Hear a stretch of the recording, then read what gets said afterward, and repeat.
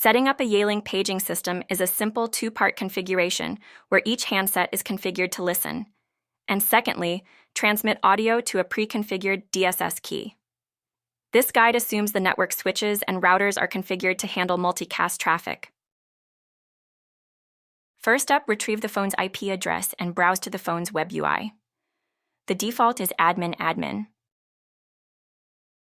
In this first step, we are going to set up the multicast listening address using a common multicast address and port. Scroll across to the Directory tab.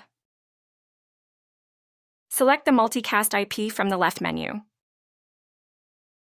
We recommend going with the standard multicast addressing, which normally starts with 239 to avoid potential network conflicts. In this example, we're using 239.0.0.75 on port 10008. Set the label as All Call as shown here, then scroll to the bottom of the page to save the config. Now we're going to assign a DSS key to enable users to assign a quick key to initiate the page. Navigate to the DSS key menu.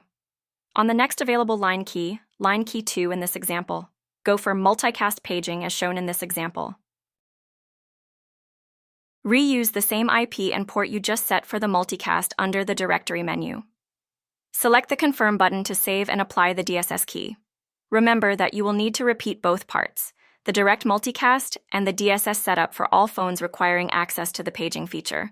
That's it, and happy paging.